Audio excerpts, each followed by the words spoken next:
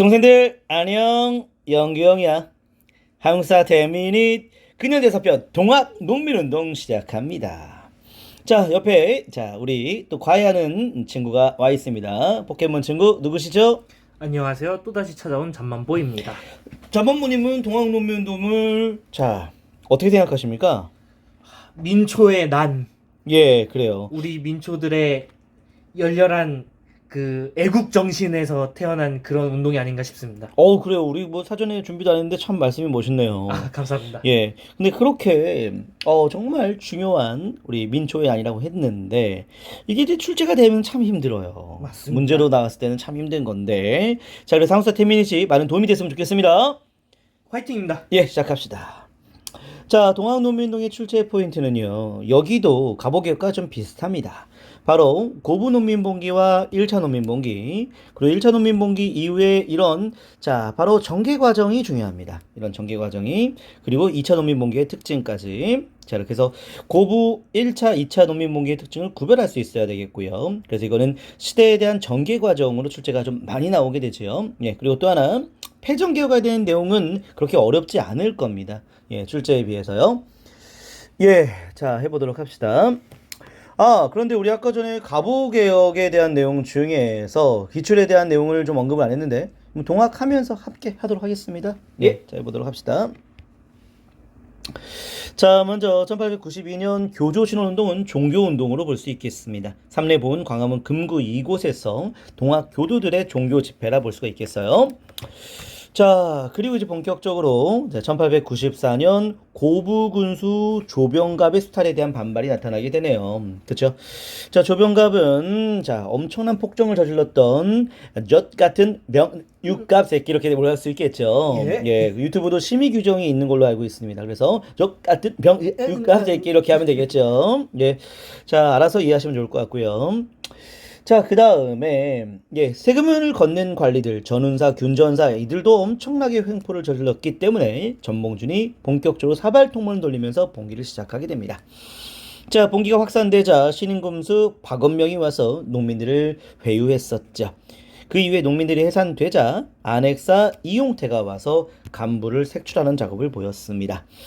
자, 그래서 요 내용은 고부농민봉기 때는 이 세 사람을 기억하면 되잖아요. 이 관리들 믿을 수가 없는 사람들이죠. 어떤 사람들이에요?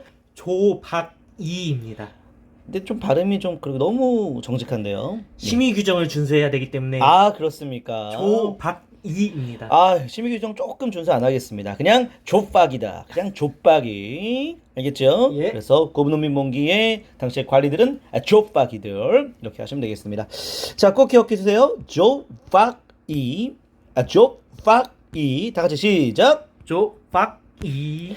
족박이. 이렇게 순서를 기억하면 되겠습니다. 좋습니다. 자, 그 다음에 이제 1894년 3월달쯤부터는 농민들이 전라도 일대로 확산되었던 1차 농민봉기가 되겠습니다. 자, 2차 농민봉기 때는 농민들이 관군하고 싸웠고 그때는 전라도의 남접 세력들이 주도하고 있었습니다. 북접 세력들은 거의 볼 수 없었죠. 예, 그렇게 되고요. 자, 무장 백산봉기 때는 제폭금인 보구간민 이런 구호들이 있었고 특히 안으론 탐악관 거리의 머리를 베고 밖으로는 횡포한강적인 무리를 구축한다. 4대 강령. 이 오랑캐를 몰아내기 위해서 서울로 올라가자 뭐 이런 내용들, 그리고 가축이나 사람을 함부로 죽이지 말라 이런 내용들이 나와 있습니다. 자, 특히 백산봉기 때의 본격적인 1차 농민봉기의 시작이기 때문에 이런 많은 구호들이 나오는 거예요. 안으론 탐악관 관리의 머리를 벤다. 백산봉기 1차 농민봉기의 시작이라 꼭 기억해 주시기 바랍니다. 그리고 이제 황황 전투가 나오죠. 황토연, 황룡촌 전투. 여기서 다 관군하고 싸워서 승리한 뒤에 어디를 점령했죠? 전주성을 점령했습니다. 거의 뭐 전주성 무혈입성이라 볼 수가 있겠습니다. 그래서 우리 1차 봉기 때는 백황황전 이렇게 하면 되는데 이거 좋은 암기법 있는 사람들은 댓글 달아주시면 감사하겠습니다. 자, 이렇게 해서 1차 농민봉기 봤습니다. 당시 정부는요, 농민들을 진압하지 못하자 어느 나라의 군대에 파병 요청했어요? 청나라에 요청했습니다. 청나라 군대는 아산으로 들어왔고 일본 군대가 들어옵니다. 무슨 조약 근거로요? 텐진 조약 근거로 들어왔습니다. 예, 일본은 인천으로 들어왔습니다. 그럼 한반도에 청과 일본 군대가 다 있게 되자 농민하고 정부가 손을 잡았던 무슨 화약? 전주 화약이 있었습니다. 그쵸. 전조약 체결됐기 때문에 자, 정부하고 농민이 손을 잡았습니다. 자, 그렇기 때문에 정부는 교정통을 통해서 개혁을 추진했었고 농민은 집강속을 통해서 농민자치개혁기구를 통해 개혁을 추진하고 있었다라고 볼 수가 있겠습니다. 자, 1차 농민봉기가 있었던 지역이 전라도 지역이니까 집강소는 어느 지역에 있다고요? 전라도에 있습니다. 예, 그렇습니다. 폐정개혁안 바로 연결해 볼까요? 농민들의 입장이 반영되는 폐정개혁안. 자, 먼저 외와 내통하는 자는 엄징한다. 반일적 성격을 띠고요. 탐관오리 유린 부호 꺼져라. 반봉건적 성격을 띱니다. 자, 신분제 개혁. 예, 노비문서 소각, 백정이 쓰는 평난가 폐지, 지벌타파, 7반 천인의 대우를 개선한다. 이런 내용들 있었습니다. 자, 조세 개혁으로서 무명 잡세, 이름이 없는 잡다한 세금을 폐지한다. 공사채 폐지한다. 토지는 평균 분작한다. 청산과부 재가를 허용한다라는 내용이었습니다. 자, V자 표시된 부분들은 자, 갑오개혁 때 반영된 사례라 볼 수가 있겠죠. 그래서 갑오개혁 때 반영된 사례 바로 이 신분제 폐지가 반영됐고요. 무명잡세 폐지는 재정의 일원화로 이어졌었고요. 재정의 일원화로 그쵸? 예. 그리고 예, 자 청상 과부의 재가 허용은 예 1차 갑오개혁 때 반영된 거 알고 있겠죠? 근데 토지 평균 분작 반영됐습니까? 안 됐습니까? 안 됐습니다. 예, 그렇죠. 이렇게 해서 자 집강소 설치가 먼저고 갑오개혁이 그 다음이니까 집강소에서 요구했던 폐정개혁안이 갑오개혁 때 부분적으로 반영된 거다라고 볼 수가 있겠네요. 자, 됐습니다. 자, 그런데 이제 일본 얘기를 해야겠죠. 일본은 이거 10년 동안 기다리고 준비했었죠. 예, 그래서 일본은 자, 형식적으로 일본식 개혁을 강요했었는데 우리가 거부할 걸 알고 있었습니다.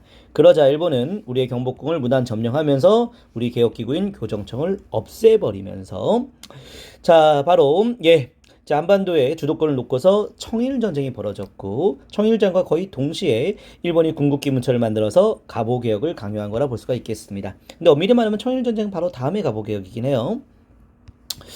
자, 우리 이제 농민에 대한 얘기를 해야겠죠.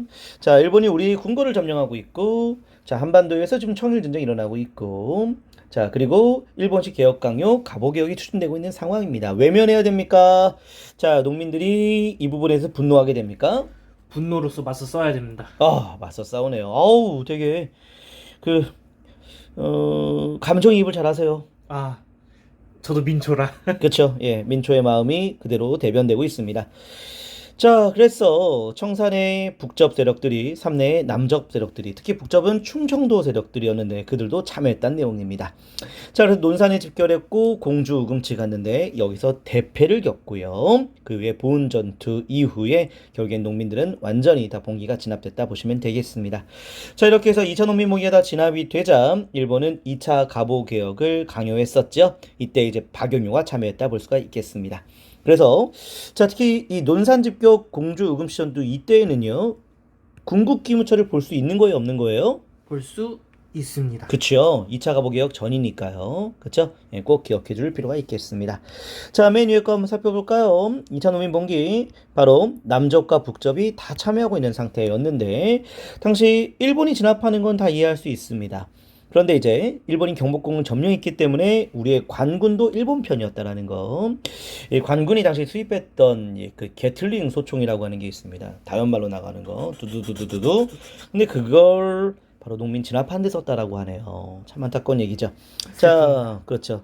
민보군은 양반으로 구성된 건데요. 양반들은 왜 일본 편을 들었을까요?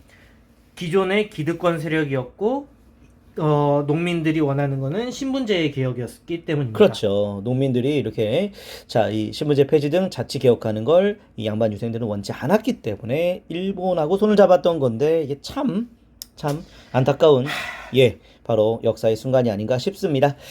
자, 이렇게 해서 2차 농민봉기가 진압되는 내용까지 확인해 봤는데요. 여기는요, 마지막으로 이거 좀 정리해야죠. 자, 바로 이런 방식이죠. 예. 자, 있다 없다에 대한 얘기죠. 우리 정규 수업 때 했던 방식인데 전주와 체결된 무렵에 청과 일본은 한반도에 있었습니까? 없었습니까? 있었습니다. 그렇죠. 그런 방식이죠. 그럼 하나 더 볼까요? 자, 전주성을 농민이 점령했을 때 있잖아요. 딱 점령할 때 그때 청과 일본군은 있어요, 없어요? 한반도에? 없습니다. 그렇죠. 그 이후에 청과 일본군이 들어왔으니까요. 좋습니다. 자, 일본이 경복궁을 점령했을 때 그때 직강소는 볼 수 있습니까? 없습니까? 있습니다. 그렇죠. 직강소 쭉 유지되고 있지요. 네, 그렇게 하면 되겠습니다. 그래서 있다 없다를 이 필기를 중심으로 확인하면 좋을 것 같습니다. 자, 기출선제 한번 확인해 볼게요. 예, 우리 잠만보님. 자, 먼저 가보기역부터 한번 살펴볼게요. 자, 요 내용입니다. 가보개혁 시기에는 신식화폐 발행 장정을 공포하여 은본위제를 채택하였다. 예, 자, 이거 1차 가보기역 되었죠? 예, 옳은 설명 되겠네요. 자, 49번 한번 가볼까요? 홍범 14조는 최초의 헌법적 성격을 가졌으며 국가의 통치의 기본 강령을 규정한 것이다. 예, 그 번호는 중요하지 않고요. 자, 이 홍범 14조가 최초의 헌법적 성격을 띄었다라는 것이 이렇게 기출로도 선지화되었었네요. 이 홍범 14조는 2차 가보개혁 때라 볼 수가 있겠죠? 그쵸? 그때 발표된 것 기억하고요. 자, 그 다음에 동학농민동에 대한 내용인데요. 예, 요 내용 살펴보겠습니다. 동학농민군의 제1차 봉기 이후 정부는 개혁을 추진하기 위해 교정청을 설치하였다. 예, 그렇죠. 자, 1차 농민봉기 이후에 전주화약을 체결했고 그 이후에 정부는 교정청을 설치했다. 그 얘기가 되겠습니다. 자, 요 내용도 볼까요? 동학농민운동 시기 농민들의 요구는 일부 가보개혁에서 수용되었다. 이걸 대부분이라면 안 되는 거죠. 그래서 일부 가보개혁이 수용되었다. 그래서 집강소 폐정개혁안이 먼저고 그 다음에 1차 가보개혁 군국기무처가 다음이니까요. 예, 이렇게 되는 것입니다. 예, 자 이렇게 해서 우리 동학농민운동의 전개 과정도 확인해 보았습니다. 자, 약한 분들이 많아요. 동학농민의 전개 과정은. 그래서 크게 고부 1차, 2차, 그리고 1차와 2차 그 사이에 나오는 전개 과정에 대한 이해, 그리고 세부적으로 고부에서 볼 수 있는 조, 박, 이, 그 다음에 1차에서 볼 수 있는 백, 황황전, 그 다음에 2차 농민봉기 때에 바로 이제 논산직결, 공주, 우금씨 전투 이 내용을 꼭 기억하면 좋겠습니다. 예, 자 전반부님 오늘도 수고 많았습니다. 고생하셨습니다. 감사합니다. 감사합니다.